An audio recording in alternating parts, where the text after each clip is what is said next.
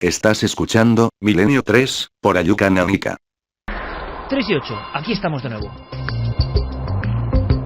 Hemos pasado de las máquinas, quizá, si da tiempo, no lo sé, va a ser una sección sorpresa, pueda entrar lo que quiero contar hoy, en torno a algo que va a traer también Santiago Camacho, no lo sé. Pero lanzo una pregunta, no sé si para esta semana o para las siguientes. El retromundo, ¿a vosotros qué os impactó en la infancia? Que claro, es donde se gestan todos los amores y desamores, todas las filias y las fobias, todas las iluminaciones y desencuentros. Es que además los que nacimos en los 70 venimos de una época... Pero también los jóvenes de hoy tienen sus códigos, sus símbolos, también hay cosas que les han marcado, nos pueden ayudar. Si queréis que recordamos cierta publicidad, ciertos objetos, ciertos alimentos, ciertas historias que nos marcaron, que tienen un porqué, retromundo. Vamos a intentarlo. Podéis sugerirnos cosas. Javi Pérez Campos acaba de decir una, ¿no?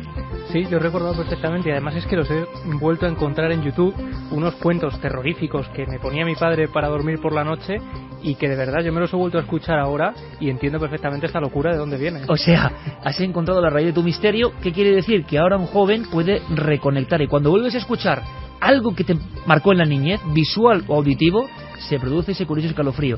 Eso es lo que queremos lograr. Hablamos de unos puños ahora mismo, ¿no, Carmen?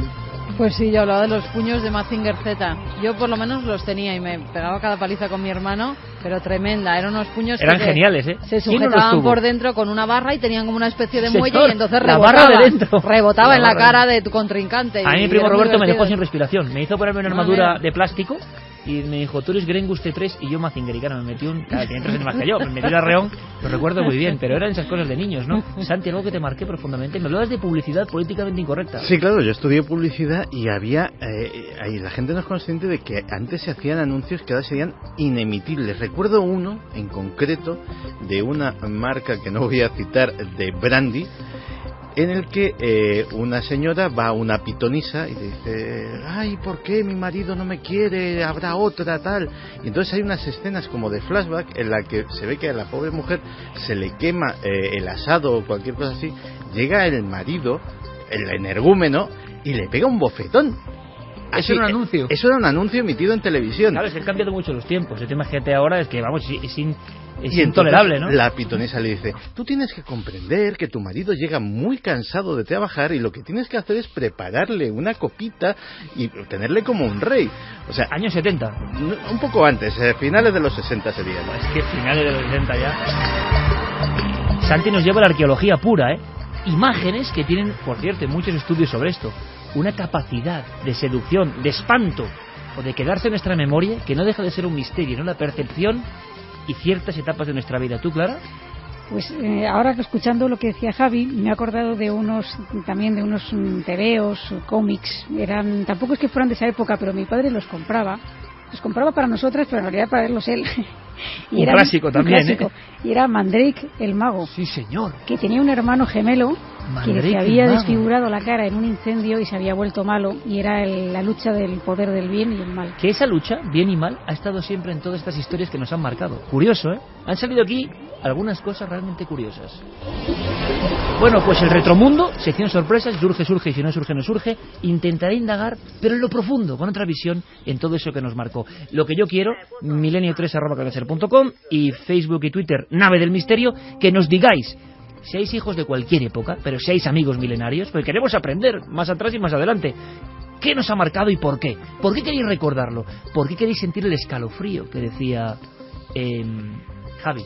¿Os acordáis de las tapas de Yoplait que vendían un cassette de Félix Ruiz de la Fuente? En aquellos viejos cassettes, y ponías el cassette y daba igual la imagen, si daba igual. Era cuando te contaba la noche con el leopardo merodeando cerca de la tienda de campaña, por ejemplo. Bueno, eso claro, con 6 años te deja asombrado, ¿no?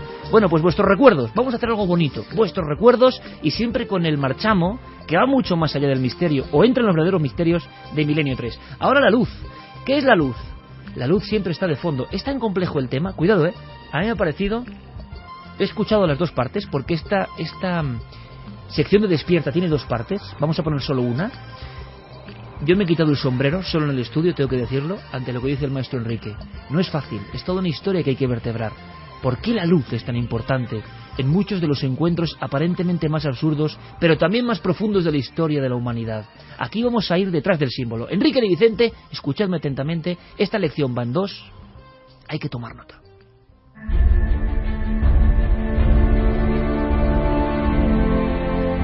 Recientemente discutíamos en Cuarto Milenio un episodio de abducción sucedido cerca de la localidad gallega de Tui.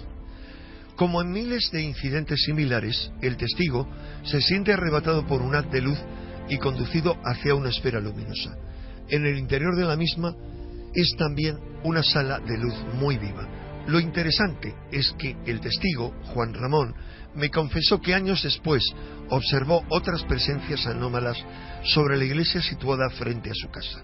Comprobé entonces que ese es el convento donde Sor Lucía de Fátima pasó los 23 años más importantes de su vida, tuvo otras apariciones y le fue revelado el texto de los 3 secretos de Fátima que conocemos. Los paralelismos entre las apariciones de Fátima y el fenómeno ovni han sido ampliamente comentados. Bástenos decir que dichas apariciones comenzaban con la llegada visible de un globo luminoso al que un obispo presente calificó como el avioncito de la Virgen. Por ello, muchos han tendido a interpretar las apariciones marianas como manifestaciones extraterrestres encubiertas. Por el contrario, el abducido de Tui y otros interpretaban como ángeles a los seres que vieron dentro de la bola luminosa.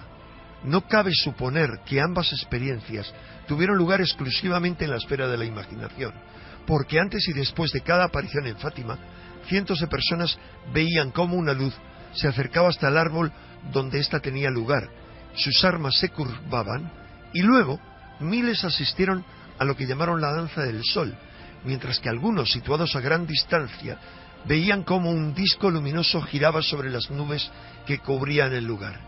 Y porque aunque el tío de Juan Ramón no parece haber sido abducido, quedó también paralizado durante 4 inexplicables horas.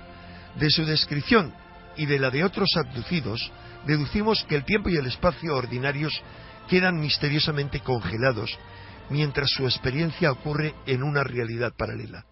Hasta hace poco no teníamos casi atisbos de a qué podría corresponder esa otra realidad, que es la clave para empezar a entender la mayoría de los fenómenos anómalos o parafísicos, desde los ovnis hasta la aparición de criaturas extrañas, pasando por las apariciones que están en el origen de todos los movimientos religiosos, hasta las vivencias en otros mundos, experimentadas por los chamanes, en todos los rincones del planeta. Hoy comenzamos a tener una idea sobre la naturaleza de esas otras realidades gracias a las incipientes investigaciones sobre universos paralelos, sobre estados modificados de conciencia y sobre la forma en que nuestra conciencia estructura, pinta e interpreta eso que llamamos la realidad cotidiana. Los científicos comienzan a penetrar en esas realidades que son un océano infinitamente más vasto e inimaginable que la charca de agua en la que hasta ahora hemos vivido, aunque para ir avanzando en su comprensión se necesitará tiempo y sobre todo un cambio de paradigma o visión del mundo. Pero más allá del vaso de agua en el que a veces te ahogas, existen numerosas posibilidades que puedes explorar y experimentar. Despierta. La semana que viene, Enrique, en continuación, hilando, seguirá viajando a esa luz indescriptible, inefable, que aparece en los encuentros cercanos con la muerte, en las experiencias místicas, en la visión de la realidad velada, en una realidad inimaginable y que parece que gobierna todo lo que nosotros sentimos y vemos, y que ha estado siempre ahí.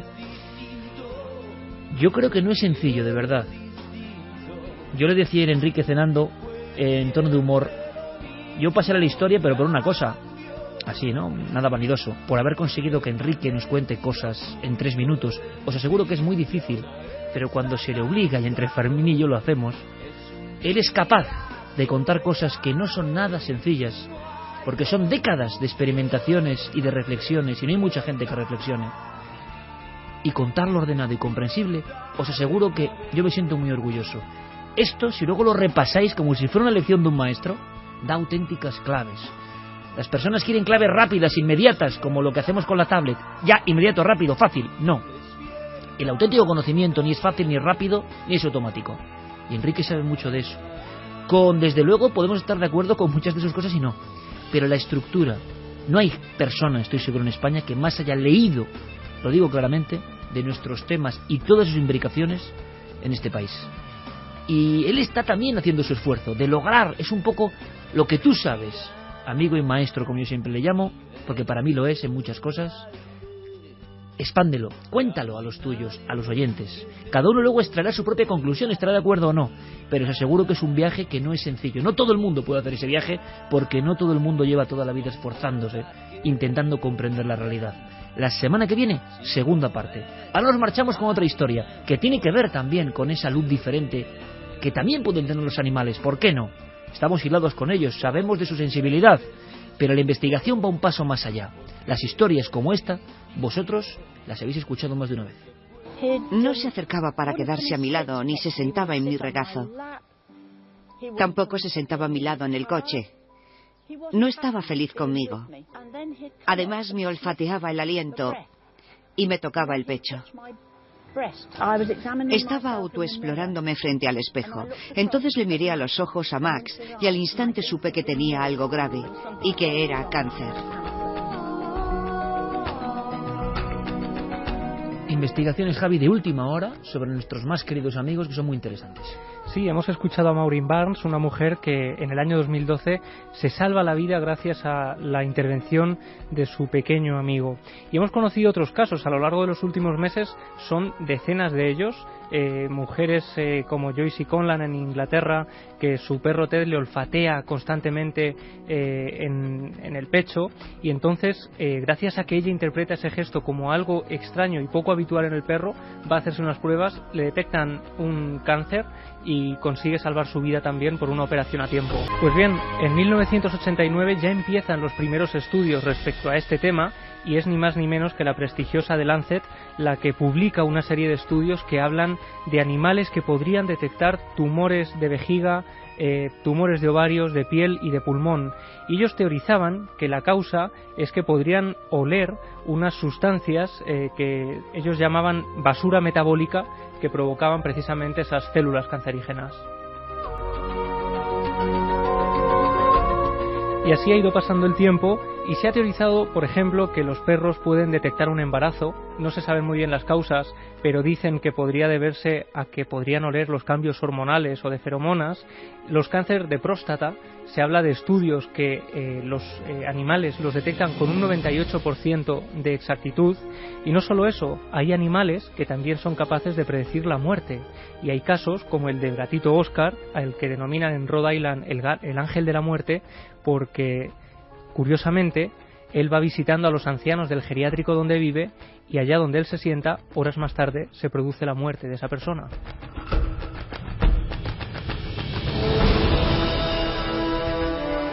Pues todas estas investigaciones están empezando a ponerse en práctica y a dar una serie de situaciones útiles para personas que sufren todo tipo de enfermedades. Y no solo eso, sino que están llegando a España. En España ya hay asociaciones y otros centros donde se adiestra a perros para que puedan ser útiles a personas con diferentes enfermedades. Por ejemplo, uno de ellos es el Centro Argus Dog en Barcelona, que es dirigido por Ingrid Ramón desde la Universidad Autónoma de Barcelona y que además colabora con el Hospital Clínic de Barcelona. Ella nos contaba que adiestraban a perros, por ejemplo, para detectar hipoglucemias, ataques epilépticos, narcolepsia, migrañas. Eso ya en la Universidad Española. Ya en la Universidad Española, y ya hay perros que lo hacen. Ya están incluso repartiéndose a algunas personas que necesitan asistencia de estos perros. Ellos hablan exactamente de asistencia médica para este tipo de personas. Y Ingrid, que ha sido, además, ha colaborado, por ejemplo, en el Cuerpo Policial de Estados Unidos formando perros para la detección de explosivos, pues está llevando ahora este experimento en España. Ella es experta en psicología y vamos a escuchar primero a Manuel Martín Loeches, relatándonos cuándo surgen estos experimentos. se llevan utilizando ya bastante tiempo para detectar ciertas circunstancias patológicas, vamos a decirlo así, en la clínica, ¿no? Por ejemplo, hay personas que tienen diabetes y el perro es capaz de captar cuando hay alteraciones graves de la glucosa en su amo, en su propietario, y avisar y por lo tanto tomar las medidas oportunas. Hay gente que no puede salir a la calle sin estos perros. También incluso son capaces de detectar alteraciones neurológicas como por ejemplo el sueño sobrevenido, ¿no? Hay personas con narcolepsia que antes del ataque el perro ya es capaz de detectar que se va a sufrir ese ataque. Es decir, ellos captan por el olor que desprenden estas personas estas alteraciones médicas, y por lo tanto son por supuesto capaces de hacerlo. Los perros lo llevan haciendo ya tiempo y lo hacen perfectamente. Y de esta forma la persona que está a punto de sufrir una crisis puede ponerse en un lugar seguro, puede incluso llamar a algún familiar o puede llevar a cabo cualquier medida de prevención. Actualmente, en este centro que comentamos, Argus Dog de Barcelona, se está trabajando en un proyecto para adiestrar a perros que detecten hipoglucemias en la diabetes. Vamos a escuchar a Ingrid Ramón, directora de este centro, hablándonos de cuándo surge el proyecto. Todo esto viene de perros que espontáneamente ya han comenzado a alertar, ¿no? Desde personas pues que tenían pues una pequeña peca muy rara y el perro estaba ahí insistentemente, ¿no? Como a lo mejor lamiéndola, chupándola y diciendo ya que había algo raro. Entonces ahí la persona pues se fue a examinar y ostras, pues era algo dañino, ¿no? Era un cáncer. Y esto estamos hablando de perros sin entrenar, ¿no? Imagínate cuando ya tenemos todas las herramientas y nos podemos poner a entrenarlos. Agradecemos por supuesto a estas personas que una vez más, haciendo estudios científicos, no tienen ningún temor en contarlo y en analizar cuestiones que además siempre andan ahí un poco en el tabú, ¿no? Como marginales incluso dentro de las cuestiones universitarias. Sí, desde luego son ciertamente polémicos, pero ellos ya van respaldado por toda una serie de estudios. Aquí, por ejemplo, Ingrid nos contaba que los animales detectan estos problemas a través del olfato cuando tenemos cambios bioquímicos. Quizá, por ejemplo, tiene su lógica, ¿no? Claro, ante una bajada de azúcar el perro podría detectar este problema y avisarnos. Pero claro, ¿cómo nos avisan los perros? Pues Ingrid nos lo cuenta. Hay veces que puede ser con un golpe en la nariz que le den en la pierna alertando, como diciendo, oye, que estás mal, que vas a tener una epilepsia. Entonces la persona ya se puede sentar, ponerse en un lugar donde no se pueda hacer daño, ¿no? A veces es ladrando, si lo que se tiene que alertar es a otros miembros de la familia. A veces puede ser rascando, ¿no? Es el que no se utiliza, ¿no? Por temas de no llegar a hacer daño, pero puede ser de muchas maneras, ¿no? De una manera significativa, la persona ya tenemos acordada y sabe que simplemente es para esos casos, o ladra porque sí. Entonces el perro te puede advertir. El adiestramiento suele durar en aproximadamente un año, aunque a los 4 meses el perro, por ejemplo, ya puede detectar y marcar bajadas de azúcar. Se les enseña a través de un juego, él tiene que encontrar un determinado olor y si lo marca, se le da un premio. No solo eso, sino que esto ya se estaba haciendo en algunos países, pero está empezando a llegar a España a través de algún otro centro, por ejemplo en Zaragoza, en La Coruña. Ya se están repartiendo estas mascotas. El paciente más joven, que tiene ya uno de ellos, es un bebé de 2 años del que su perro se ha convertido en un amigo inseparable. De momento, lo cierto es que cuando se resuelve un enigma, surgen otros tantos. Y aquí, claro, la pregunta que surge ahora es cómo detectan estos compuestos volátiles, por ejemplo, en el aliento, en las heces, en la orina. Pues es algo que todavía no tiene respuesta. Y por eso los nuevos estudios, las nuevas investigaciones se están centrando ahora en intentar detectar cuáles son esos llamados compuestos volátiles.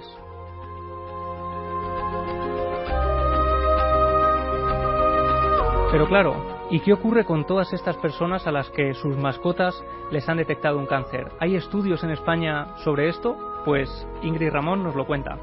Sí, bueno, de hecho en otros países ya se ha demostrado, en muchos estudios, en muchos papers publicados sobre el tema, y ya se sabe que los perros pueden detectar el cáncer, perros entrenados, y perros propiamente entrenados por gente profesional ya pueden detectar el cáncer con una fiabilidad de 90-95%.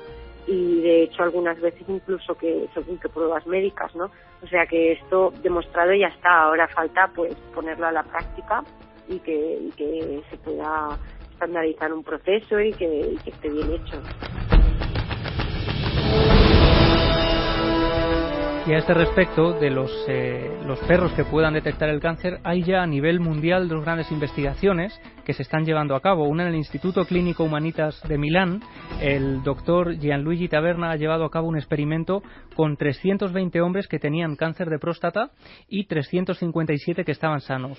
Pues bien, los perros olfatearon diferentes muestras de orina y acabaron acertando con un 98% de efectividad. O sea, con una fiabilidad casi absoluta. Y no solo eso, sino que algunos de los pacientes que iban como personas, como muestras sanas, el perro determinó que estaban enfermas y cuando fueron a hacerse la prueba era cierto que tenían un cáncer de próstata. O sea, como la naturaleza, con una capacidad que a veces ni siquiera se puede intuir, ¿no? Se adelanta a las técnicas humanas que luego lo corroboran. Sí, y los otros estudios se están llevando a cabo en la Universidad de Pensilvania. Allí hay una perrita que se llama Tsunami porque dicen que es muy inquieta y ella olfatea el olor del cáncer de ovarios en un pañuelo con una efectividad del 90%. En su caso le colocan diferentes muestras en círculo, ella va olfateándolas y cuando detecta una positiva se sienta frente a ella. Así que finalmente la última pregunta es saber si llegará en un futuro próximo el momento en el que los perros estén en los hospitales y empecemos a ser atendidos por ellos. Pues Manuel Martín Loeches nos cuenta su opinión respecto a esto. Pues a mí no me extrañaría. Hombre, tiene el inconveniente, ¿no?, de que en un hospital introducir animales es difícilmente higiénico, ¿no?, digámoslo así, pero en ciertos sectores del hospital se podían realizar tratamientos, detecciones o, en fin, se podía utilizar el instinto olfativo de estos animales pues para procesos de diagnóstico o de evolución del tratamiento. ¿Por qué no? Son bastante eficaces y bueno, lo bueno que tienen es que no son invasivos, ¿no? No hay que inyectar al paciente ni hay que extraerle nada, ¿no? En ese sentido es bastante beneficioso. Javi, toda una autoridad en la materia del cerebro, de la psicología, de la neurociencia, nuestro querido amigo y miembro ya del equipo, ¿no?, habitual, Manuel Martín Loeches, toda una autoridad científica, bueno, pues diciendo quizás sea un abanico nuevo, ¿no?, dentro de un tiempo, pero lo que parecía un mito, como que los perros detectan el movimiento sísmico y demás, a mí me sorprende muchísimo la capacidad, ¿no? Ese olfato yo creo que tiene que ir todavía mucho más allá de lo que imaginamos. Lo hemos dicho en alguna ocasión, es como cuando la NASA tiene que hacer los guantes y tiene que basarse en el modelo de la salamandra, que al final resulta ser el más efectivo. Es como si con toda nuestra lucha, al final, las fórmulas maestras estuviesen en la propia naturaleza. Se han generado porque sí, la nariz del perro, con esos mini hexágonos que tiene, y resulta que hay ahí un laboratorio trabajando, y yo creo que no le prestamos la debida atención. Nos gusta mucho saber que se está investigando y poco a poco en la universidad, quizá un día os lo comentemos, porque hay muchos temas en la universidad que tienen que ver con los nuestros, con los misterios en general, con la detección extraña y con muchas cosas que se van abriendo paso poco a poco. Gracias por la crónica, Javi. Ahora vamos con un tema que, mira, tú no habías nacido, bueno, ni yo, cuando esta película hizo furor, porque estaba llena de simbología, Santi, porque estaba llena de códigos. Como todas las obras maestras, tenía algo de hipnótico y tenía un montón de elementos que luego no se han resuelto del todo, cada uno de su interpretación, pero en el fondo era: el hombre desafía la naturaleza, el hombre tiene un camino marcado, es su naturaleza seguir progresando, evolucionando, seguramente abandonar el planeta, pero esa tecnología a veces tiene sus peligros y se puede revelar. A veces el hombre diseña una máquina y la máquina puede que llegue un momento que no obedezca a su orden. Esto pasaba en el espacio. Stanley Kubrick, 2001, Odisea en el espacio. ¿Lees lo que te ordeno? ¿Me lees, Hal? ¿Lees lo que te ordeno, Hal? Desde luego, Dave. Le estoy leyendo. Pues abre la puerta de la cámara. Lo siento, Dave. Eso no me es posible. ¿Qué te lo impide? Usted sabe tan bien como yo qué es lo que me lo impide. ¿De qué estás hablando, Hal? Quiero demasiado esta máquina para permitir que usted la ponga en peligro. No acabo de entender a qué te refieres. Sé que usted y Frank estaban planeando desconectarme. Y eso es algo que yo no puedo permitir que suceda. ¿De dónde sacaste esa idea? Dave, aunque ustedes tomaron grandes precauciones en la cápsula para impedir que les oyera, pude ver el movimiento de sus labios. La máquina, fría y distante, se había vuelto, entre comillas, inteligente. Y el comentario de Santiago Camacho va sobre eso, en el sentido de que esto empieza a preocupar. Esto que era ficción a final de los 60 es una rotunda realidad hoy. Pues sí, de hecho es uno de los grandes sueños de la humanidad, como decía al principio del programa. La mayoría de las religiones dicen que Dios nos creó a su imagen y semejanza, dotados de inteligencia y libre albedrío. Y somos tan sumamente soberbios que pretendemos hacer exactamente lo mismo, crear un ser dotado de inteligencia y libre albedrío, equipararnos de alguna forma a Dios. Y eso también dicen las religiones, que no suele acabar bien. Pero no solo las religiones. Existe una organización científica conocida como que se llama el Instituto para el Futuro de la Vida. Es una organización que engloba a científicos de diferentes ramas de todo el mundo que se dedican a detectar elementos que puedan llevar a la extinción del ser humano y avisar de que esos peligros están en ciernes. Y acaban de publicar una carta, un manifiesto, advirtiendo de los riesgos de la inteligencia artificial.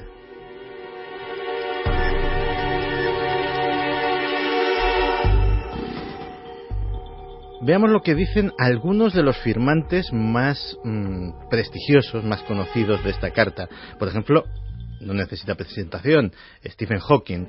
Stephen Hawking está con su firma rubricando lo que dice ahí y se muestra irónico diciendo que la inteligencia artificial puede ser el último gran hito del ser humano. El último literalmente, después ya no va a haber ninguno más porque probablemente no haya seres humanos. Otro de los firmantes es Elon Musk. Elon Musk es el equivalente en la vida real del Tony Stark de los cómics de Iron Man. Es un multimillonario, creador de PayPal, creador de Tesla Motors, creador de SpaceX, que tiene un contrato multimillonario con la NASA, de su propia agencia espacial privada, y él ha dicho textualmente: tenemos que ser muy cuidadosos con la inteligencia artificial. Es potencialmente muchísimo más peligrosa que las armas nucleares. Bill Gates también está rubricando eso. Bill Gates, que dice que no puede entender cómo a día de hoy hay gente que no esté preocupada por este asunto. O un personaje que parece sacado de ese retromundo de Iker Jiménez, Sir Clive Sinclair, el creador un mítico, ZX Spectrum. Exactamente, el creador del mítico Spectrum, que es el más pesimista de todos y dice que es el fin de la humanidad y es inevitable. Parece muy tremendo que mentes tan privilegiadas se expresen en estos términos tan rotundos. ¿Qué es lo que dice este manifiesto? Este manifiesto nos dice que la inteligencia lo es todo. Pensemos en los caballos. Hace miles de años un monito debilucho, bajito, sin mucho potencial, consiguió domesticar a un animal enorme, fiero, majestuoso, montarse encima y basar buena parte de su civilización en ese animal. ¿Por qué? Porque era más inteligente. Porque había convencido a ese animal enorme que de una simple patada podía matarle o que podía huir de él de tal forma que no hubiese forma de agarrarlo, que él era más poderoso, que tenía un poder sobre él. ¿Qué hubiese sucedido si el caballo hubiese sido tan inteligente como ese hombre primitivo? Probablemente la civilización y la historia de la humanidad no hubiese sido la misma. Pues eso es precisamente de lo que están avisando, que podemos crear herramientas, compañeros, seres tan inteligentes o más que nosotros, que en un momento dado se nieguen a obedecer nuestras órdenes porque sepan perfectamente que no somos más poderosos que ellos.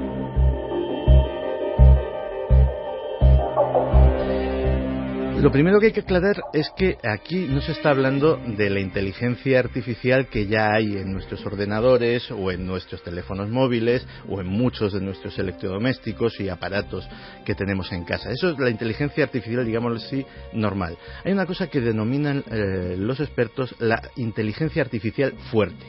La inteligencia artificial fuerte todavía está en pañales.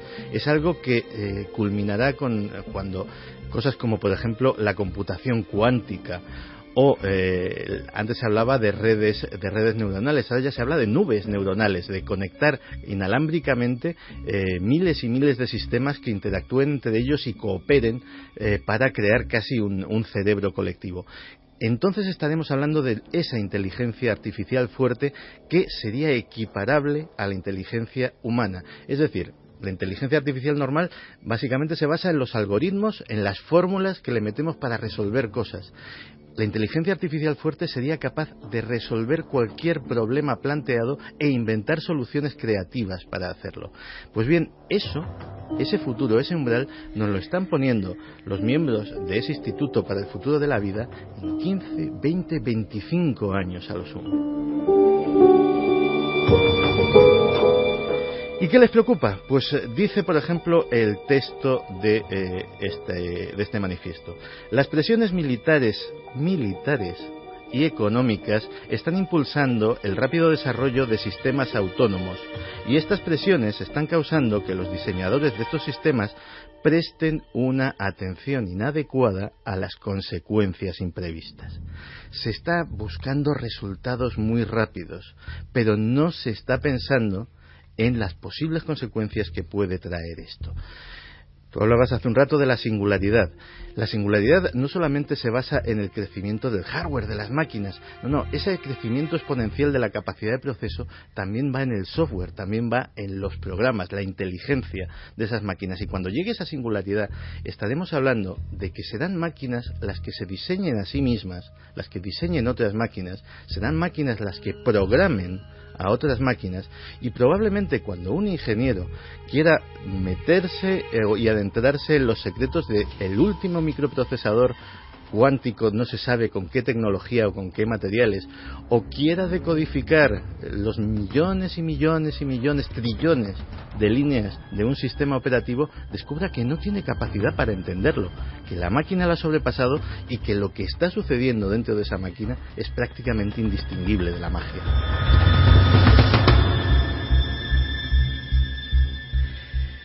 Pero todo eso, que puede parecer que estas mentes privilegiadas están exagerando, o tal vez están preocupándose en demasía, ya está plasmado en un documento que se hizo público hace apenas 2 meses por el Ministerio de Defensa de los Estados Unidos. Se llamaba el documento, de 72 páginas, Iniciativa de Innovación en Defensa.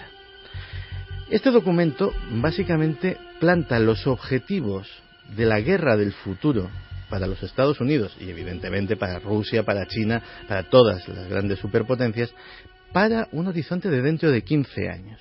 ¿Y qué es lo que se pretende? Pues entre las cosas que se dice un mayor uso de los sistemas y procesos altamente adaptables y flexibles, autónomos, que pueden proporcionar ventajas operativas significativas contra adversarios que se limitan a los planes humanos y a las velocidades humanas. Es decir, no solamente se trata de crear, y ahora explicaremos cómo, un ejército de robots guerreros por tierra, mar y aire, absolutamente autónomos, absolutamente sin nadie que los maneje, sino que el general que da las órdenes, que coordina los movimientos, también excede la capacidad humana y los hace reaccionar mucho más rápido de lo que haría cualquier general humano, porque también es una máquina. ¿Y cómo pretenden crear esto? Pues se habla en este documento, Iniciativa de Innovación de la Defensa, de la nube robótica. Crear, ya hay drones, lo hemos visto en películas, lo vemos en las noticias, hay drones militares que de momento son guiados por seres humanos que desde a lo mejor una base aérea en Texas están bombardeando al Estado Islámico en Siria o Irak. Pues bien, lo que se pretende es que cada vez más se vayan implementando drones que sean absolutamente autónomos, pero no que estén aislados, sino que ese dron esté interconectado con todos los drones que haya operativos, no solamente en el aire, sino también soldaditos robóticos que en realidad no parecerían un ser humano, sino serían pequeños tanquecitos dotados de pequeños cohetes o ametralladoras, etcétera, etcétera, que se moverían con orugas. Es decir, no pensemos en Terminator, pero sí, pero igualmente letales. Estarían interconectados todos ellos formando una mente colmena que además estaría interconectada con los satélites de inteligencia, con los ordenadores del Pentágono, con los ordenadores de la NSA, donde obtendrían inteligencia de las redes sociales, del Big Data que se recauda en todo el mundo, etcétera, etcétera, y donde una gran inteligencia artificial utilizaría cada uno de esos drones autónomos como miles y miles de dedos que maneja a su antojo para cumplir un plan. Básicamente eso existe.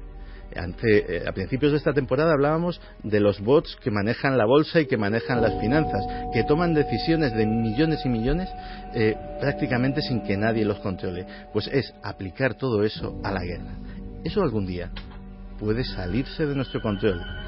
Y a lo mejor resulta que un ordenador que recibe la orden de proteger la vida humana decide que la mejor manera de proteger la vida humana es a lo mejor coger a todos los seres humanos y meterlos a cada uno en una celda aislada, porque así no se van a poder hacer daño entre ellos.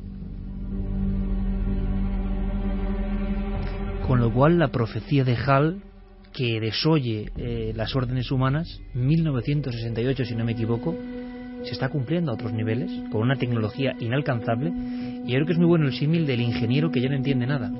Han dejado a las máquinas hacerlo todo porque lo hacen mejor, más preciso, pero el ser humano entonces, ¿qué papel juega? Este tema, el de la inteligencia artificial, seguro que es un bucle que tenemos que tocar, es un visado para el futuro, y tenemos que tocar, Santi, porque nos va mucho en juego. Seguramente hay una salida positiva, pero también está esta tiniebla, ¿no? Llegaba una noticia, ha hablado Clara de la Ouija, de lo que puede suceder en una casa donde se empieza a experimentar con la Ouija, y había una noticia que se filtra como teletipos, que será olvidada, pero que rescatamos porque tiene un elemento que tampoco es habitual. Lo hemos escuchado en leyendas, ¿no? Pero esta historia nos demuestra que a veces las leyendas se convierten en noticia, aunque con esa rapidez del mundo tecnológico lo olvidemos en las 48 horas o menos.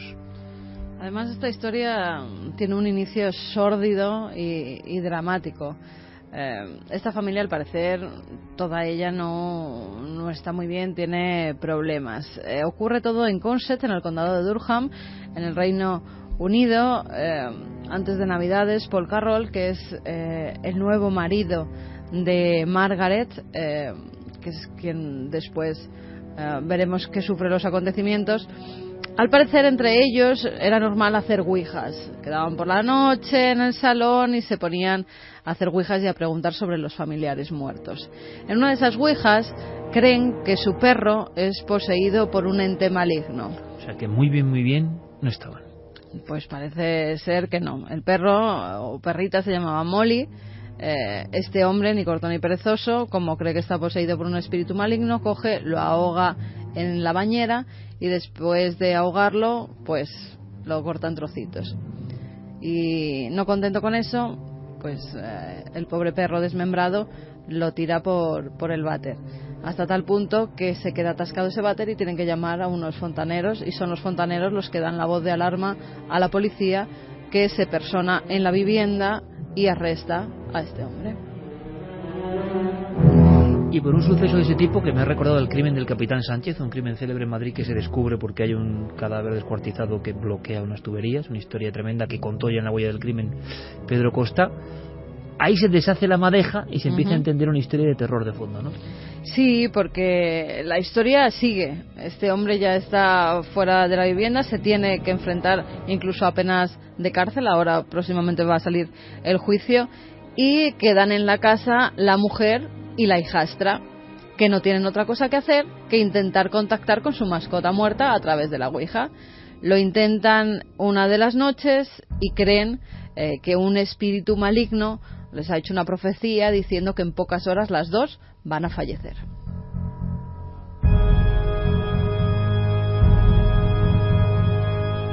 Hasta tal punto se quedan inquietas que se lo cuentan a un vecino, El vecino las intenta tranquilizar y ellas dicen pues que la ouija seguro que les ha dado la fecha de su muerte. Lo que ocurre es que justo unas horas después, a las 8:45 de la mañana de ese mismo día, de repente se oye una explosión y un incendio y estas dos mujeres gravemente quemadas. ¿Y se sabe algo más?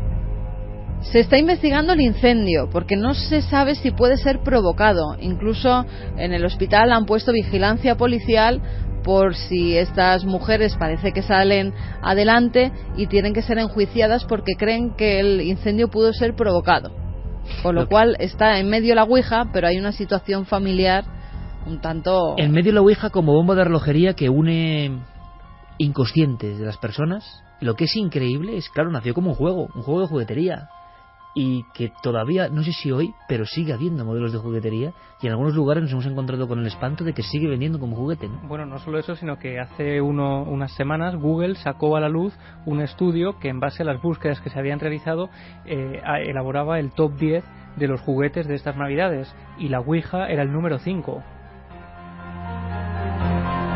No aprendemos, ¿eh? Mira que siempre que hablamos de ouija, yo creo que siempre se hace desde los medios, incluso especializados como este, en términos negativos. Siempre.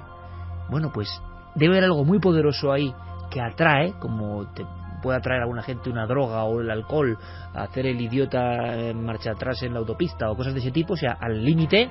Oye, vamos a probarlo. Pero si llevamos años toda la vida diciendo que esto luego trae consecuencias que no son nada beneficiosas, bueno, pues da igual. Hay algo más poderoso que hace que la gente, quizá esta misma noche, se esté juntando con la ilusión de que creen que invocan a los muertos. Desde luego, es tan extrahumano casi, tan inefable, tan inalcanzable como los robots, ¿no? El problema del más allá, que sería demasiado fácil, una tabla y un vasito. ¿Qué ocurre? Que lo que sí parece que sabemos es que, bien sea por conexión con la mente, por las energías que se descargan, por los traumas inconscientes, por lo que ustedes quieran o vosotros queráis, cuando se hace ouija, a veces después las consecuencias son muy negativas. Pero como hemos hablado mucho de ouija, del caso embajadores y demás, vamos a romper.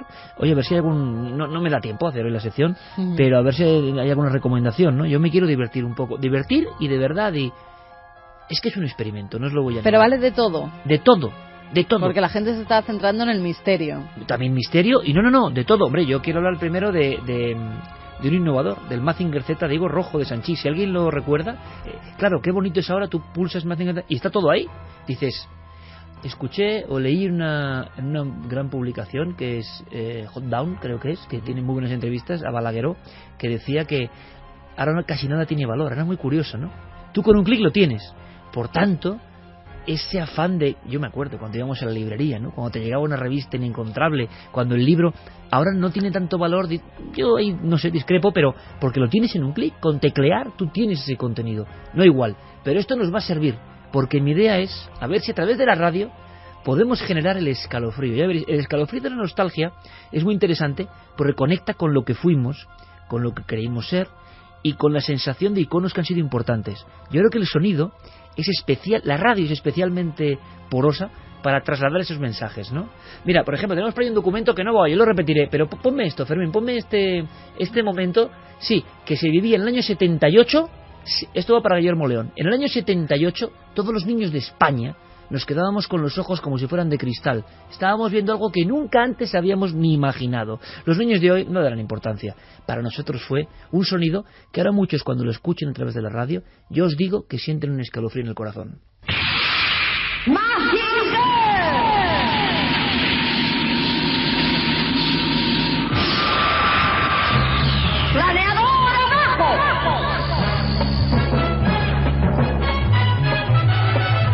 Bueno, pues esta serie de la que soy fan marcó mi vida absolutamente. Quizá tenga algo que ver con el rumbo de mi vida, ¿eh? Hay mucha gente que ha estudiado las figuras de Mazinger, lo sabe muy bien Guillermo. Hay estudios sobre los iconos, el miedo, por qué nos impactó tanto en España que no estamos acostumbrados y de repente nos encontramos ese día de junio del 78 con una calavera gigante que tenía unos cuernos y unos pulmones rojos invadiendo una ciudad. Eso ahora no impresiona, en su época sí, y había toda una serie de historias que podríamos contar, pero esto será en el futuro.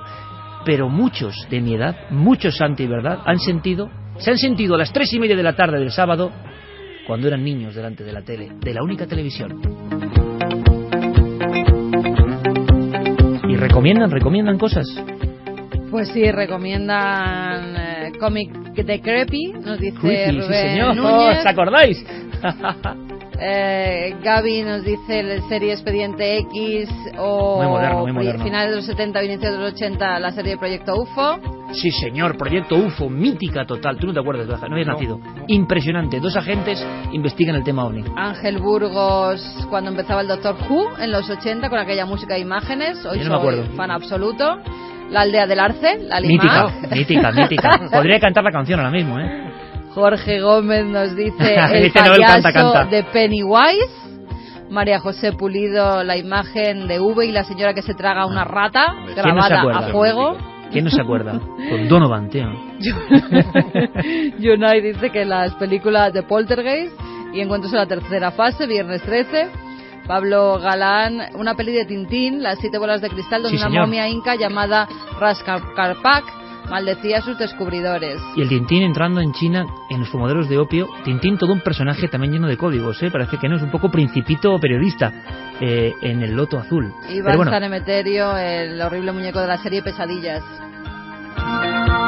pero vale todo, ojo, vale todo. Hay muchos más, pero vamos con las bendiciones, Vale, que hay venga, bastantes, perfecto. ¿vale? Venga. Pedro Ramos nos dice, querido Siker, Carmen y resto del equipo, me llamo Pedro y este pasado día 23 de enero nació nuestro hijo Enda.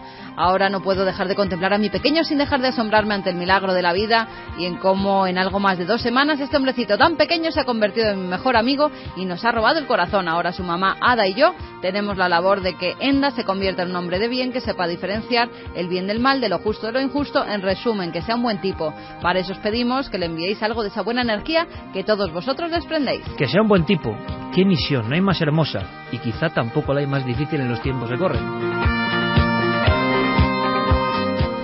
Nos escriben también para que mandemos, si es posible, vuestra bendición para su hijo Óscar, que nació en la víspera de Nochebuena, al mismo tiempo que me operaban de una fractura en la pierna. Este pequeño milagro ya se ha convertido en la alegría de mis días y en una inagotable fuente de sorpresas y enseñanzas. Ya no concibo mi vida sin él, nos decía Alberto. Se ha producido la transformación, bendiciones milenarias con toda la luz, como decía Enrique. Marimar Godoy, 23 de enero, nacieron nuestros mellizos Lucía y Alonso. Oh, Se me gusta darle adelantaron a nacimientos, me encanta. Se adelantaron un mes, por eso están ingresados, aunque se encuentran genial y poco a poco van engordando y esperemos que salgan prontito para seguir escuchando Milenio 3 los 4 juntos. Para ellos pedimos bendiciones. Un abrazo a todo el equipo. Pues ahí van de Foro Musical, de parte de todo este equipo. Álvaro Rejas, que nos dice que el pasado día 2 de febrero nació Gonzalo en el Hospital Materno Infantil de Badajoz, con lo que se sumará... Hombre, donde la dama oscura, ¿no? Oh, pues sí, un oyente más a la nave del misterio, de la que su padre es fiel oyente desde que empezasteis el programa, cuando comenzó bien de madrugada y aún no existía horario fijo. De 3 a 4. Os agradecería que le mandaseis vuestras bendiciones milenarias a esta nueva personita que cumple 5 días de vida. También a la mamá Ángela, 5 días. Toda una campeona, y a la que conocer y poder compartir con ella experiencias de vivir es lo mejor que me ha pasado. Y al hermano mayor de Gonzalo, Guzmán, que cumplirá 4 añitos el próximo día 15. Dice a la mamá que es toda una campeona, claro, porque el concepto de la mamá, cuando uno sabe lo que es dar a luz y todo lo que ocurre, también cambia, ¿eh? Un día hay que hablar de la conspiración. Yo no entiendo cómo a veces la mujer sigue aguantando ciertos roles cuando es mucho más fuerte en general que el hombre, y quizá por eso hubo una conspiración en la antigüedad. Es un bonito tema, porque el poder de la diosa es muy potente, pero 5 días de vida, qué maravilla, qué Pueden bonito, ¿no? saltar chispas como toques el poder de la diosa. Sí, totalmente cohibido y también con su propia ayuda, pero bueno, es otro tema. Juanjo de Valencia dice: este miércoles 14 de enero a las 12 del mediodía ha nacido nuestro pequeñín de 4,5 kilos. Madre mía, ha venido rellenito. Sí, Juan va José para levantador de piedra. Este nacimiento nos llena a mi mujer y a mí de alegría y de mucha luz, que recogemos semana a semana de vuestros programas de radio y televisión, de los que nos empapamos para así trasladar más adelante a nuestro pequeñín esta inquietud por aprender, por fascinarse ante el misterio y sobre todo por no quedarse con la versión oficial de las cosas. Por ello nos piden las bendiciones milenarias. Pues ahí van, claro que sí. Javi Pérez Campos pesó 9 kilos al nacer. Salían los anuncios de la prensa de Ciudad Real. Todo un Sansón, el Sansón. El Diario Lanza. El Diario Lanza publicó un Sansón en Ciudad Real. Nos dice Elena Gracia también que hoy se ha ido a su abuelita, su Lala, en el último viaje, ya era una persona de 92 años, pero que bueno, seguro que está ahí arriba. Seguro, y seguro que ha también... vivido feliz y orgullosa. La vida y la muerte, bueno, pues es un mismo ciclo. Yo estaba pensando ahora, con las bendiciones, que nos alegra mucho dar buena nueva, ¿no? Que es el único interés. ¿Sabéis el qué? Hablando de Retromundo, dentro de 20 años, si alguien le ponen esta música, la que está sonando ahora, también sentirá ese flash, ¿no? Fue importante para su vida. Pues de eso vamos. A lo largo de toda la semana podéis mandarnos, vuestras conexiones. Nos gustaría reconectar con aquella serie, con aquel objeto, con aquel anuncio, con aquella historia, y lo intentaremos hacer. Ha sido un placer, Noel, gracias, Fermín, gracias, Santi, gracias, hasta mañana. Hasta mañana. Mañana Clara TV en la tele. Hasta mañana. Adiós, Javi, hasta mañana. Un abrazo. Y mañana contamos muchas cosas. Muchísimas. Un poquito más tarde, más allá de las 11:30, 12 menos cuarto, pero va a merecer mucho la pena. Feliz semana. Nos vemos mañana, besos. Feliz semana para todos, amigos. Ahora las noticias. Para nosotros siempre, después de tantos años, sigue siendo un placer tener este rollo, hay que decirlo, con todos vosotros. Feliz semana, amigos.